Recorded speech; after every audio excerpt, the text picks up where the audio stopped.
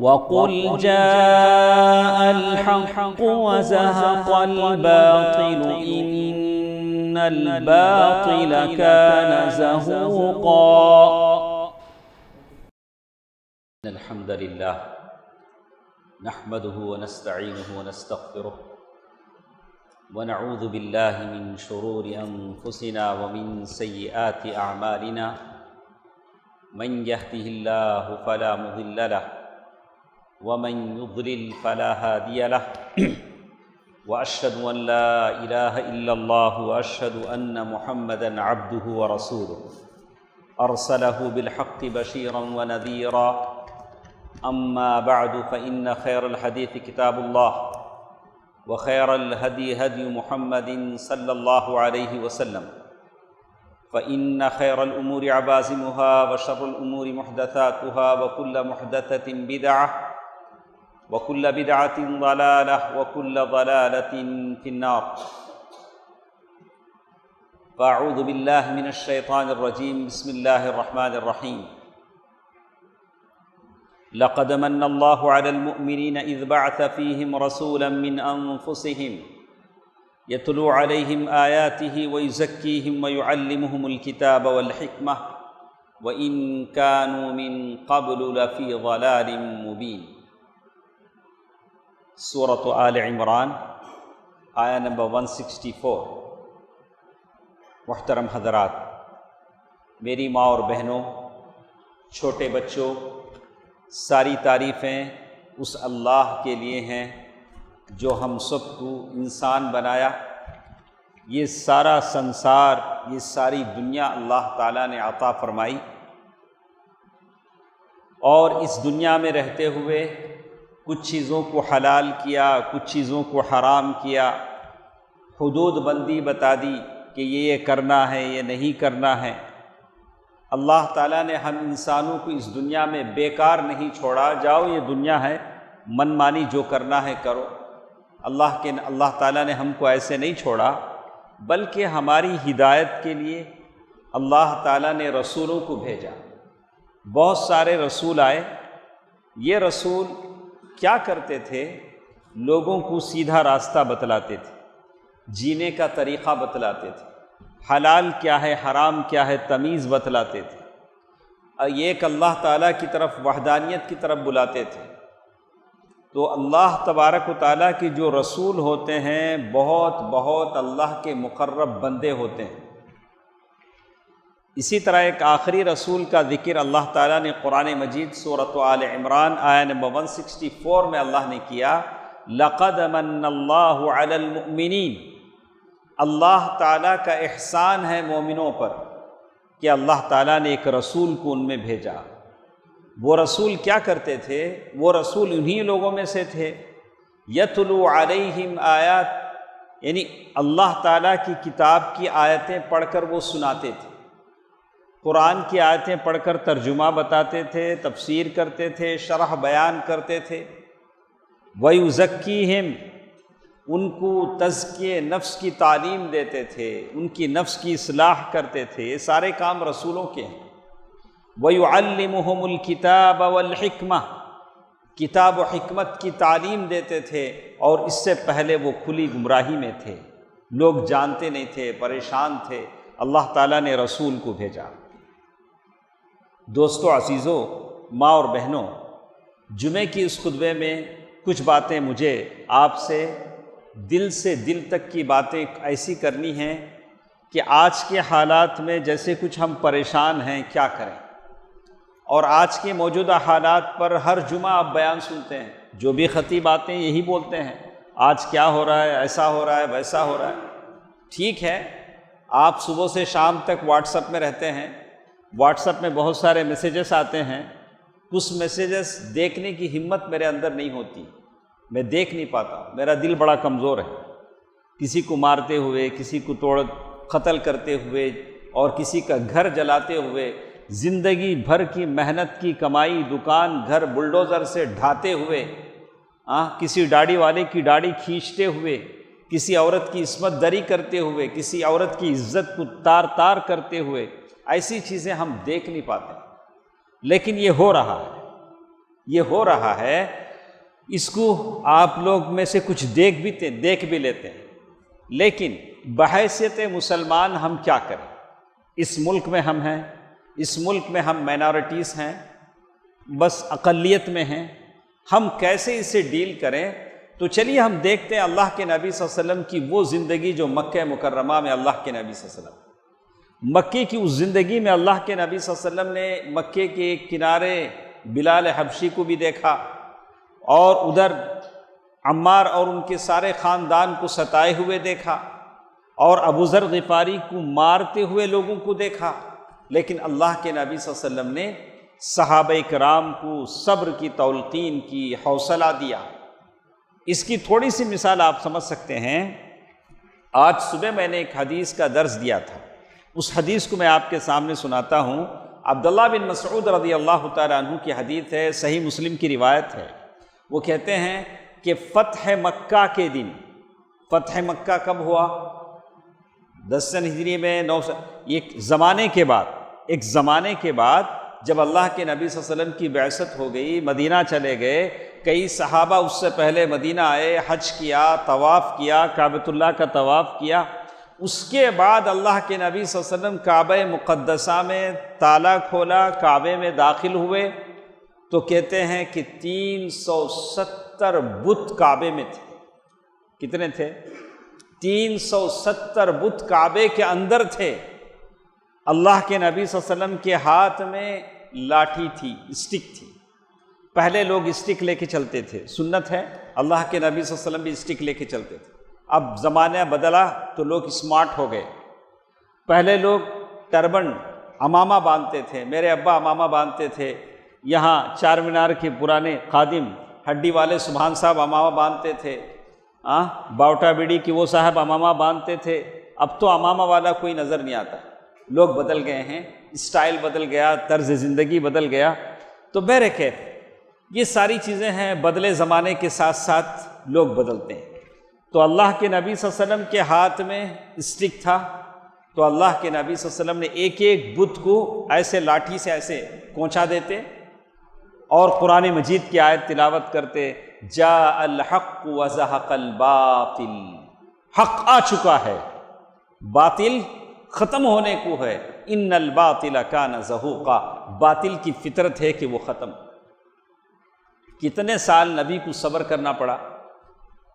مکے کی پوری زندگی، جب تک آپ مکے میں 13 سال جو بھی تھے، مدینے جانے کے بعد 9-10 سال وہاں کی زندگی، کعبۃ اللہ کے اندر موجود بتوں کو صاف کرنے کے لیے اتنا لمبا عرصہ صبر کرنا پڑا، حوصلہ کا دامن تھامنا پڑا، صحابہ کرام کی ہمت افزائی کرنی پڑی۔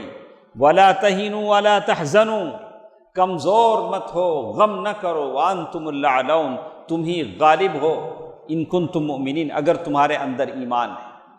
دوستو عزیزو، ماں اور بہنوں، اس ملک کے بہت سارے حالات ہیں، بہت سارے ایسے حالات ہیں سن کر دل دہلتا ہے، لیکن ایسے حالات میں مسلمان کرے کیا؟ مسلمان کیا کر سکتا ہے تاکہ آئندہ آنے والے حالات کا مقابلہ کر سکے؟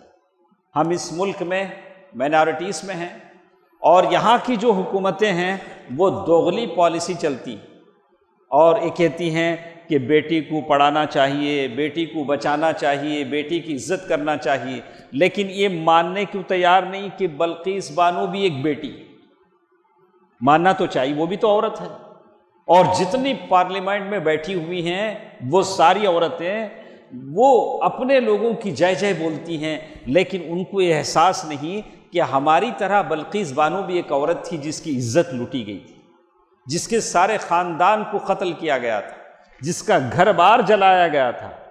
فرق یہ تھا کہ وہ مسلمان عورت تھی، وہ مسلمان عورت تھی۔ اس طرح کی پالیسیاں ہیں۔ فسادی اگر مسلمان ہیں تو ساروں کے گھر بلڈوزر سے ڈھا دو، ایک پیلا سا بلڈوزر آتا ہے، محنت، زندگی بھر کی محنت کی کمائی انسان کا 5-10 منٹ کے اندر مٹی اور ریت کا ڈھیر بنا کر چلا جاتا ہے۔ بولا کہ ان لوگوں نے پتھراؤ کیا۔ ایسے بہت سارے حالات ہیں، لیکن بحیثیت مسلمان آپ اور ہم مسلمان ہیں، اس کا مقابلہ کیسا کریں؟ جیسے ہم تو کہتے ہیں کہ ہم اپنے ایمان کو تر و تازہ کریں۔ ایمان جب تر و تازہ ہو جاتا ہے، آپ کا دین سے لگاؤ ہو جاتا ہے، آپ اور ہم سچے معنی میں مومن بن جاتے ہیں۔ میں اپنے آپ سے پوچھتا ہوں، آپ سے بھی پوچھتا ہوں، دن بھر میں جتنے سارے ویڈیوز آپ دیکھتے ہیں، جتنی سارے کلپ آپ دیکھتے ہیں کہ کیسے کیسے مسلمانوں کو ستایا جا رہا ہے، ان کے حقوق ہر پیمانے پر، اسٹوڈنٹ سے لے کر، جوان سے لے کر، عورت سے لے کر، ہر پہلے جو اسلام ہمارے مسلمان بچے جو پڑھتے تھے ان کی اسکالرشپ ملتے تھے، ان کے اکثر اسکالرشپ ختم کر دیے گئے۔ اب نام دے کر 1-2 اسکالرشپ، پڑھنے والوں کی اسکالرشپ ختم کر دیے گئے، اور جو عورتیں ہیں ان کو طلاق ثلاثہ کے نام سے اور دوسری حجاب کے نام سے ان پر پابندیاں عائد کر دی گئی، اور نوجوانوں کو تو ویسے ہی دھڑ لیا جاتا ہے، بنا کسی قصور کے ان کو پکڑ لیا جاتا ہے۔ تو ایسے بہت سارے کاروبار، ایسے بہت سارے مکانات جن کے کاغذات ہیں ان کے مکانات ڈھا دیے جاتے ہیں۔ بہرکیف ایک اللہ تعالیٰ کی طرف سے آزمائش ہے، اسے میں اور آپ جانتے ہیں، جو جگہ جگہ مسلمانوں پر ہو رہا ہے، اور ہم بحیثیت مسلمان دنیا کے کسی کونے میں بھی کسی مسلمان پر ظلم ہوتا ہے تو ہم اس کے خلاف بولیں گے، اس لیے کہ ہم مسلمان، وہ ہمارا بھائی کلمہ توحید لا الہ الا اللہ پڑھتا ہے، لیکن اتنے سارے حالات ہونے کے باوجود ہماری زندگی میں کوئی بدلاؤ آیا ہے؟ پہلے ہم صرف جمعہ پڑھتے تھے، آج تک بھی صرف جمعہ ہی پڑھتے ہیں۔ کوئی بدلاؤ آیا؟ آپ کی زندگی میں کوئی للہیت آئی؟ آپ کی زندگی میں کوئی احساس آیا کہ مجھے اپنی زندگی بدلنا چاہیے، قرآن و سنت سے اپنے آپ کو جوڑنا چاہیے، قوم ملت کا درد اپنے دل میں رکھنا چاہیے، اس لیے کہ میں مسلمان ہوں؟ آپ دیکھ رہے ہیں یہ سارے حالات کا احساس آپ کو ہے، جو کچھ آپ کے آس پاس ہو رہے ہیں، سارے حالات کو آپ جانتے ہیں، لیکن آپ دیندار نہ بنیں، اللہ کے نبی صلی اللہ علیہ وسلم کی پوری اطاعت نہ کریں، آپ کے اخلاق نہ سدھریں، تو پھر اس کا کوئی فائدہ نہیں۔ اسی لیے عربی شاعر نے کہا وَمَا لِجُرْحٍ بِمَيِّتٍ إِيلَامٌ، ارے کیسی بات کرتے ہو، یہ تو مردہ جسم ہے، اس مردہ جسم کو کیسے بھی کاٹو مردے کو کوئی تکلیف نہیں ہوتی۔ وَمَا لِجُرْحٍ بِمَيِّتٍ إِيلَامٌ، تو کیا ہم مردہ جسم بن جائیں؟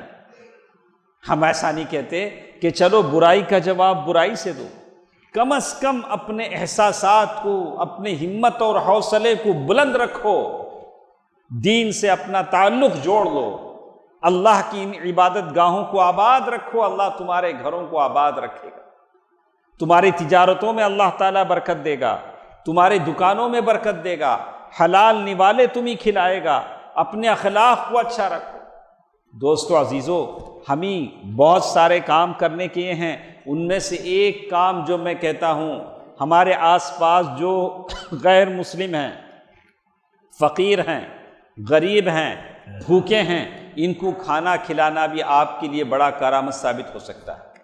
ابھی میں ادھر سے سمپت وہ جو روڈ ہے وہاں سے میں آ رہا تھا، تو میں نے دیکھا کہ اندر روڈ کے اس کنارے مخصوص قوم کا کچھ وہ بھجن چل رہا ہے، لیکن وہ دو روڈ پر اس نے دو ایسے یہ رکھے اور سارے آتے جاتے لوگوں کو شیرنی بانٹنا شروع کیا۔ ایک احساس ہم بھی یہاں بانٹتے ہیں، مسجد کی طرف سے بھی کبھی کبھار ہم بھی بانٹتے ہیں، اس کا بڑا فائدہ ہے، مسلمانوں کے تعلق سے ان کے احساسات اچھے ہو جاتے ہیں، ان کے تاثرات اچھے ہو جاتے ہیں، وہ سمجھتے ہیں کہ یہ مسلم قوم صرف اپنے سے نہیں کھاتی، ہم کو بھی کھلاتی ہے، بھوکوں بھی کھلاتی ہے۔ اللہ نہ کرے کل کسی دن فسادات پھوٹ جائیں تو یہ بڑے بڑے لوگ نہیں آئیں گے، یہی لوگ آپ کے خلاف کھڑے ہوں گے جو آپ کے آس پاس بستے ہیں۔ اگر ان کو آپ اپنا بنا لیں تو پھر آپ کا دشمن ختم، آپ سے کوئی دشمنی نہیں کرے گا، آپ کا دین کا صحیح تصور آپ پیش کر سکیں گے۔ تو میں مالداروں سے، اصحاب ثروت سے میں گزارش کروں گا کہ آپ کبھی مسجد کی طرف سے، کبھی سڑک پر لوگوں کو، غریبوں کو کھانا کھلانے کا لنگر لگائیں، لوگوں کو کھانا کھلانے کا بندوبست کریں، تاکہ اسلام کی ایک اچھی تصویر لوگوں کے سامنے آئے، اچھا امیج پیش آئے۔ ایک دوسری چیز جو مجھے آپ سے کہنی ہے وہ دعوت دین ہے، آج کی سب سے بڑی ضرورت ہے۔ آج تک بھی اس کو ہم سمجھ نہیں پائے ہیں، جبکہ قرآن کہتا ہے کنتم خیر امہ اخرجت للناس تأمرون بالمعروف وتنہون عن المنکر، تم بہترین امت ہو جب تک تم نیکی کا حکم دیتے رہو، برائی سے لوگوں کو روکتے رہو۔ اگر تم یہ کرو گے تو اس سرزمین پر تم زندہ رہ سکو گے۔ اس کو اچھی طرح آپ اپنے دل کے صفحے پر لکھ لیں۔ دعویٰ اللہ کے دین کا تعارف، لوگوں کو سمجھانا کہ مسلمان کیسے ہوتے ہیں، ان کے اخلاق کیسے ہوتے ہیں، ان کے آپسی تعلقات کیسے ہوتے ہیں، اللہ کے پاس کیسی جنت اللہ نے تیار کی ہے۔ یہ جب تک آپ اپنے ساتھ بستے ہوئے ان لوگوں کو نہیں سمجھائیں گے، وہ آپ کے خلاف ایسے ہی تاثرات رکھیں، ایسے ہی برے خیالات رکھیں گے۔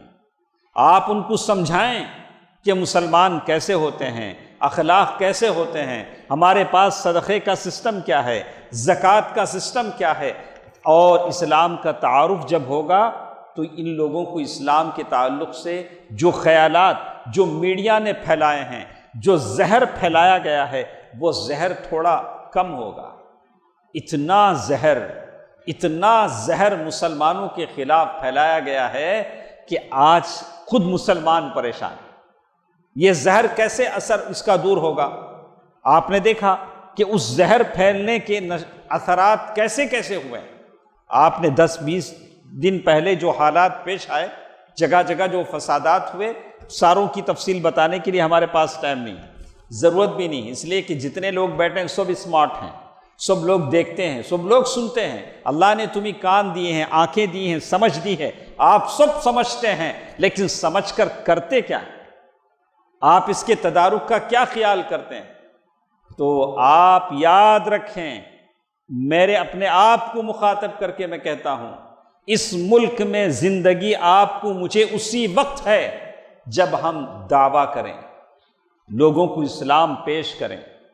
اگر یاد رکھیں ارے وہ پاگل لوگ ہیں، چند نوجوان ہیں، وہ اپنا کام کرتے ہیں، ہم اپنا کام کرتے ہیں، نہ قسم خدا کی، وہ لوگ آپ کا کام کرتے ہیں، آپ کا ان کو ساتھ دینا ہے، اپنا مال وہاں خرچ کرنا ہے، یہ آپ کی بچاؤ کے لیے کام کر رہے ہیں، آپ کی زندگی پر آنے والی آفتوں کے مقابلے کے لیے کام کر رہے ہیں۔ تو یہ جو دعویٰ ہوتا ہے وہ اسلام کا تعارف ہوتا ہے جو ہم دوسروں کو دیتے ہیں، یہ بتانے کے لیے کہ ہم امن پسند انسان ہیں۔ آدمی امن پسند سفید کپڑا پہن لینے سے نہیں ہو جاتا ہے۔ کچھ لوگ ہیں دیکھتے ہیں ہمارے پاس تو سود وڈی لینا حرام ہے، اللہ کے خلاف اعلان جنگ ہے۔ جو لوگ امن کا سبق دیتے ہیں وہ لوگوں کا خون ویسے ہی چوس لیتے ہیں، سود لے کے لوگوں کا خون چوس لیتے ہیں۔ کتنے لوگ ہیں جو گھر بار والے تھے آج وہ فٹ پاتھ پر جی رہے ہیں، اور ان لوگوں سے سود لے کر ان کی وہ حالت ہوگی۔ دوستو عزیزو، میری ماں اور بہنوں، اسلام کا صحیح پیغام ہم ان کو پہنچائیں۔ جو ہمارے آس پاس بستے ہیں، جتنے میرے ساتھ بیٹھے ہیں، سب سے میں کہوں گا کہ ہماری یہ مسجد، ہمارا یہ علاقہ بہت اللہ کا کرم ہے، اللہ کی دین ہے۔ یہاں کے نوجوانوں میں احساس ہے، للہیت ہے، مسجد سے جڑے رہنے کا ایک تعلق ہے۔ شاید میں چیلنج کے ساتھ کہتا ہوں کہ ہماری پہلی صف میں جتنے نوجوان لوگ ہوتے ہیں آپ کو آس پاس کی کسی مسجد میں نہیں ملیں گے۔ ہر نماز میں جتنے نوجوان بچے ہمارے ساتھ ہوتے ہیں کسی مسجد میں آپ کو نہیں ملیں گے، لیکن ان کی ہدایت کے لیے ہم کرتے کیا ہیں؟ ان کو کیسے ہم گائیڈ کرتے ہیں، کیسے ہم ان کی رہنمائی کرتے ہیں؟ ان کو للہیت کا سبق سکھلائیں، ان کے دلوں میں صحیح عقیدے کو راسخ کریں، ان کو دعویٰ سے جوڑیں۔ آپ ہر ایک انسان چاہے کسی بھی عمر کا ہو، اللہ کے دین کو پھیلانے کی ذمہ داری آپ پر ہے۔ آپ قرآن پڑھتے ہیں، سورہ نوح کی تلاوت کرتے ہیں، نوح علیہ السلام کے بارے میں آپ پڑھتے ہیں۔ نوح علیہ السلام کو لوگ کہہ رہے ہیں اِنَّا لَنَرَاكَ فِي ضَلَالٍ مُبِينٍ۔ نوح علیہ السلام کیا کہہ رہے ہیں؟ لوگو ایک اللہ کی عبادت کرو، ایک اللہ کی طرف میں بلاتا ہوں، لوگ جواب دیتے ہیں انا لنراک فی ضلال مبین، اے نوح ایسا لگتا ہے کہ تم گمراہ ہو، تم گمراہ آدمی ہو۔ نوح علیہ السلام نے اس کا کیا جواب دیا؟ یا قوم لیس بی ضلالہ، اے میری قوم، اس بری بات کے باوجود بھی نوح علیہ السلام کہہ رہے ہیں اے میری قوم کے لوگوں میں گمراہ نہیں ہوں، ولکنی رسول من رب العالمین، میں رب العالمین کی طرف سے رسول ہوں، میں رسول بنا کر بھیجا گیا ہوں۔ 950 سال دعویٰ کر رہے ہیں۔ دوستو عزیزو، یہ انبیاء کا مشن ہے، انبیاء کا پیغام ہے، یہ انبیاء کا پیغام ہے، اسی کو آپ کو کرنا ہے۔ اگر اس ملک میں باعزت اگر آپ زندہ رہنا چاہتے ہیں، اگر عزت کی زندگی اس ملک میں جینا چاہتے ہیں تو دعویٰ کو اپناؤ، اس کا سپورٹ کرو، اپنا مال اپنا وقت اسے دو، آپ بھی زندہ رہیں گے، یہ دین بھی زندہ رہے گا۔ جو قومیں اس کو مذاق میں لیتی ہیں، سنجیدگی سے نہیں لیتی، وہ تباہ و تاراج ہو کر رہ جاتی۔ یہ اللہ کا قانون ہے، اس قانون کو سمجھنے کی کوشش کریں۔ 950 سال دعویٰ کرنے کے بعد 80 آدمی مسلمان۔ نوح علیہ السلام کے ساتھ کتنے لوگ تھے؟ 80 آدمی۔ یہ ضروری نہیں ہے کہ آپ اللہ کے دین کا مشن لے کر اٹھیں تو ساری دنیا مسلمان ہو جائے، وہی مسلمان ہوگا جسے اللہ تعالیٰ نے ہدایت دی، لیکن کام کرنا آپ کی ذمہ داری، آپ پر فرض ہے اللہ کے دین کو دوسروں تک پہنچانا۔ اگر صحابہ کرام نے وہ محنتیں نہ کی ہوتی، اگر صحابہ کرام نے دین کی تبلیغ نہ کی ہوتی، دور دراز کے سفر نہ کیے ہوتے، جیسے علامہ اقبال رحمہ اللہ نے کہا بحر ظلمات میں بھی دوڑا دیے گھوڑے ہم نے کیا کیا نہیں کیا اس دین کے لیے، تو آج ہم سارے مسلمان نہیں ہوتے، ہمارے اندر اسلام نہیں آتا۔ ان کی قربانیاں تھیں کہ ہم مسلمان ہوئے۔ دوستو عزیزو، آج حالات ضرور خراب ہیں، ہم اس کا احساس ہے، لیکن اس کے تدارک کے لیے، اسے روکنے کے لیے جو چیزیں اپنانے ہیں اسے ضرور آپ اپنائیں۔ ایک، تعلق باللہ، اللہ سے آپ کا تعلق اچھا ہو، اللہ سے اپنے تعلق کو جوڑ دیں۔ یہ صرف جمعہ کا تعلق غیر پائیدار ہے، ناکافی۔ آج کے حالات میں تعلق نہیں۔ آپ احساس کریں کہ مجھے 5 وقتہ نماز کا پابند بننا ہے، اس کو آپ اپنے دل میں احساس کریں، تعلق باللہ۔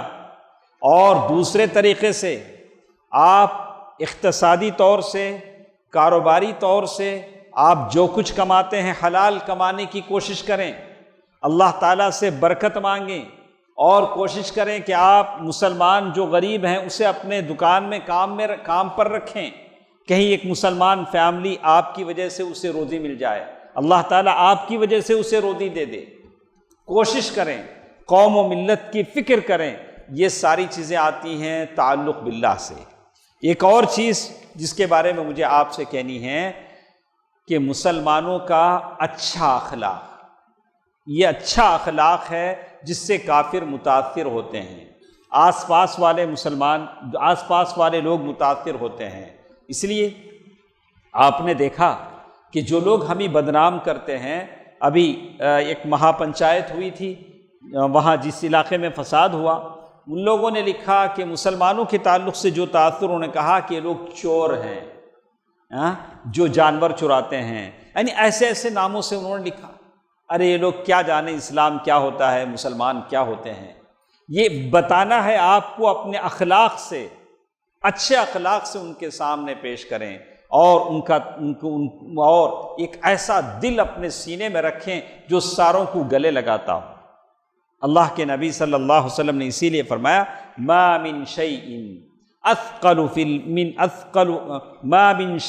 المیزان اثقل من حسن الخلق۔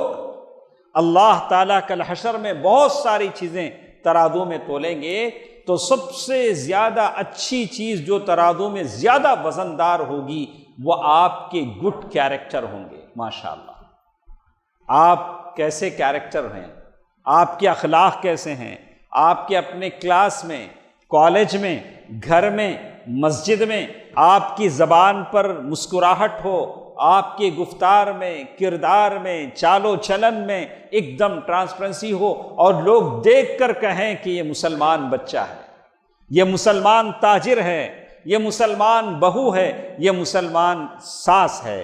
ایسے اسلام آپ کے قد و قال سے، آپ کے چال و چلن سے جھلکے اور لگے کہ آپ مسلمان، ماشاءاللہ۔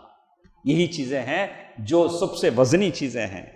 اسی لیے آپ دیکھیں گے کہ اللہ کے نبی صلی اللہ علیہ وسلم نے فرمایا ان اکمل المؤمنین احسنہم خلقا، بہترین مومن وہ ہے جس کے اخلاق بڑے اچھے ہوں، اخلاق اچھے ہوں۔ چلیے میں آپ کو ایک حدیث سناتا ہوں، یہ حدیث بڑی پیاری ہے، اس حدیث کو آپ غور سے سنیں۔ ایک بہت زیادہ چیز جو ہم دیکھتے ہیں، ہمارے آپسی تعلقات کی وجہ سے بھی اسلام کمزور ہو جاتا ہے، غیروں کو، دشمنوں کو طاقت مل جاتی ہے۔ جب ہم اپنے آپ میں ٹوٹے پھوٹے بکھرے ہوتے ہیں، جیسے شاعر نے کہا ایک ہو جائیں تو بن سکتے ہیں خورشید مبیں، ورنہ ان بکھرے ہوئے تاروں سے کیا بات بنے۔ ستارے کتنے بھی ہوں رات کو روشن نہیں کر سکتے، لیکن سورج ایک ہو کر سارے دن کو روشن کر دیتا ہے۔ اگر ہم سب ایک ہو جائیں تو دشمن بھی ہم سے خوف زدہ ہوگا، لیکن ہمارے بیچ جو اختلافات ہیں، میں ادھر نہیں جاتا، میں ادھر نہیں آتا، میں وہ نہیں یہ جو اختلافات ہیں جس کی وجہ سے دشمن کو حوصلہ ملتا ہے۔ اللہ کے نبی صلی اللہ علیہ وسلم نے حدیث میں فرمایا اس آدمی کو جنت میں الفوز ببیت، کہتے ہیں کہا اللہ کے نبی صلی اللہ علیہ وسلم نے 3 باتیں کہیں، اسے ذرا غور سے سنیں۔ ہم جتنے یہاں بیٹھے ہیں سب کو جنت کی خواہش ہے، ہم جنت میں جانا چاہتے ہیں، اسی لیے ہم سارے نیک اعمال کرتے ہیں، ہماری یہ بڑی بڑی دعائیں، ہمارے صدقہ و خیرات، ہماری یہ لمبی لمبی نمازیں اللہ تعالیٰ کی جنت حاصل کرنے کے لیے۔ اسی جنت کی تڑپ میں ہم جیتے ہیں جہاں اللہ تعالیٰ ہمیں بہت ساری نعمتوں سے نوازیں گے۔ اللہ کے نبی صلی اللہ علیہ وسلم نے فرمایا انا زعیم، میں گارنٹی دیتا ہوں جنت میں ایک گھر کی۔ کیسا گھر؟ وہ جنت کے کنارے کنارے اسے گھر ملے گا، جنت ہی میں ہے، جنت کے اطراف کے حصے میں ایسے آدمی کو گھر ملے گا۔ کہا کہ وہ کون سا آدمی ہے؟ انا زعیم، ایسا آدمی الجنہ لمن ترک المراء وان کان محقا، جو لڑنا چھوڑ دیتا ہے گرچہ کہ وہ حق پر ہے۔ جنت ہی میں گھر ہے لیکن جنت کے اطراف میں۔ کیسے آدمی کے لیے؟ جو لڑائی نہیں کرتا ہے گرچہ کہ اس کا حق ہے، ایک جگہ پر، ایک دکان پر، ایک چیز پر دونوں کا حق ہو گیا، یہ ادھر کھینچ رہا ہے، وہ ادھر کھینچ رہا ہے، اور اسے معلوم ہے کہ اسی کا حق ہے۔ اگر وہ چھوڑ دے گا تو لڑائی ختم ہو جائے گی۔ ایسا اگر کوئی چھوڑ دیتا ہے تو جنت میں، جنت کے کنارے گھر کی گارنٹی دی ہے میرے اور آپ کے پیارے نبی محمد صلی اللہ علیہ وسلم۔ اللہ کی رحمتیں اور برکتیں آپ پر۔ ایک دوسرا آدمی حدیث میں بتایا گیا وَبِبَيْتٍ فِي وَسَطِ الْجَنَّةِ، جنت کے درمیان میں گھر کا وعدہ کرتا ہوں اس آدمی کے لیے جو جھوٹ بولنا چھوڑ دے۔ آپ نے دیکھا ہوگا کہ لوگ ایسے جھوٹ بولتے ہیں جیسے وہ بولتا ہے، اتنی مرتبہ بولتے ہیں کہ بولنے والے کو خود یقین ہو جاتا ہے کہ میں سچ بول رہا ہوں، جھوٹے کو خود یقین ہو جاتا ہے کہ میں سچ بول رہا ہوں۔ اللہ کے نبی صلی اللہ علیہ وسلم فرمایا کہ جو جھوٹ بولنا چھوڑ دے، وَإِن كَانَ مَازِحًا، مذاق میں ہی صحیح جھوٹ بولنا اگر کوئی چھوڑ دیتا ہے تو اللہ تعالیٰ جنت کے بیچوں بیچ اسے گھر دیں گے۔ گارنٹی ہے، میرے نبی صلی اللہ علیہ وسلم کی ضمانت ہے، انا زعیم ببیت فی وسط الجنہ، جنت کے بیچ اللہ تعالیٰ اسے گھر دیں گے۔ ایک تیسرا آدمی اللہ کے نبی صلی اللہ علیہ وسلم کہتے ہیں کہ وَبِبَيْتٍ، اس آدمی کے لیے کہا کہ اس آدمی کے لیے گھر ہے جس آدمی کے لیے فی اعلی الجنہ، جنت کے اوپری حصے میں، جنت کے اوپری حصے میں لمن حسن خلقہ، ایسا آدمی جس کے اخلاق اچھے ہو جاتے ہیں، ماشاءاللہ، جس کے اخلاق اچھے ہو گئے، جنت کے اوپری حصے میں اسے گھر ہے۔ دوستو، عزیزو، ماں اور بہنوں، آج کے حالات کا مقابلہ کرنے کے لیے یہ بھی ضروری ہے کہ ہم اپنے اخلاق کو اچھا بنائیں۔ آس پاس کے لوگوں پر اچھا تاثر دیں۔ آپ کسی کالج کے اسٹوڈنٹ ہیں، کسی اسکول میں پڑھتے ہیں، کسی آئی ٹی یا کسی وغیرہ میں آپ جاب کرتے ہیں، یا آپ کسی گھر کے اونر ہیں، یا آپ بچوں کے باپ ہیں، یا آپ کسی کے شوہر ہیں، تمام حالات میں آپ کے اخلاق اچھے ہونی چاہیے، آپ کے اخلاق، آپ کا گفتار اچھے ہونی چاہیے۔ اسی لیے کہا کہ فی اعلی الجنہ، جنت کے اوپری حصے میں آپ کو گھر ہے۔ اللہ کے نبی صلی اللہ علیہ وسلم سے پوچھا گیا، اللہ کے نبی صلی اللہ علیہ وسلم بہت سارے لوگ طرح طرح کے اعمال کرتے ہیں، لیکن جنت میں جو زیادہ لوگ جائیں گے کیا عمل کر کے جائیں گے؟ کون سا عمل کر کے لوگ جنت میں جائیں گے؟ اللہ کے نبی صلی اللہ علیہ وسلم فرمایا، عن ابی ہریرہ رضی اللہ عنہ سئل رسول اللہ صلی اللہ علیہ وسلم عن اکثر ما يدخل الناس الجنہ فقال تقوی اللہ وحسن الخلق۔ اللہ کے نبی صلی اللہ علیہ وسلم سے یہ پوچھا گیا کہ سب سے زیادہ جنت میں لوگ کیا عمل کر کے جائیں گے؟ اللہ کے نبی صلی اللہ علیہ وسلم نے دو ہی باتیں کہیں، تقوی اللہ وحسن الخلق۔ یہ دو چیزیں تمہارے پاس ہیں تو جنت تمہاری ہے۔ ایک اللہ کا ڈر، کسی سے مت ڈریں، ڈر کر ہم کو کچھ کرنا نہیں، لیکن لوگ ڈراتے ہیں، کسی کو قتل کرتے ہیں، کسی کو مارتے ہیں، کسی کو کچھ کرتے ہیں تو اس کی ویڈیو بھی بنا کے بھیجتے ہیں۔ آپ لوگ دیکھ کے ڈرتے رہو، ہم اپنا کام کرتے رہیں گے۔ آپ کو معلوم ہی نہیں، آپ نے دیکھا ہوگا، کبھی سوچتے ارے یہ ویڈیو نکالنے والا جا کے روکتا کیوں نہیں، مرنے والے کو مرنے سے بچاتا کیوں نہیں؟ یہ ایک سازش ہے کہ اس طرح سے ذہنی کوفت ہو، مسلمان مرنے سے پہلے مر جائے، اس کی ہمت ختم ہو جائے۔ لیکن ہم لوگ ظالم نہیں ہیں، اور غلط کا جواب ہم غلط سے نہیں دیں گے۔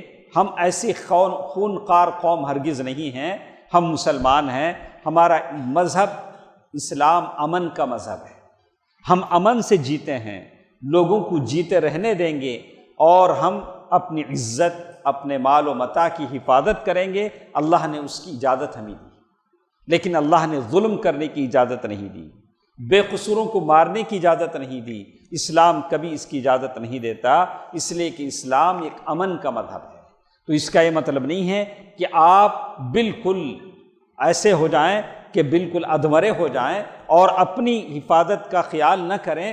تو جیسے میں نے سمجھایا کہ بس ہماری حفاظت کی ضمانت اللہ تعالیٰ دیتا ہے، اللہ تعالیٰ سے ہم اپنا رشتہ جوڑ لیں، اللہ سے اپنا تعلق مضبوط کر لیں، اور علمی میدانوں میں اور تجارت کے میدانوں میں اور ایسے ترقی کریں کہ جیسے دوسری قومیں ترقی کر کے اپنا لوہا منوا لیتی ہیں، اپنی شناخت بنا لیتی ہیں، ویسی اپنی شناخت بنا لیں۔ اسی ملک میں ہم جیتے ہیں، بہت ساری قومیں آپ سے مائنورٹیز میں ہیں، ان کی بڑے بڑے ہاسپٹلس ہیں، بڑے بڑے اسکولس ہیں۔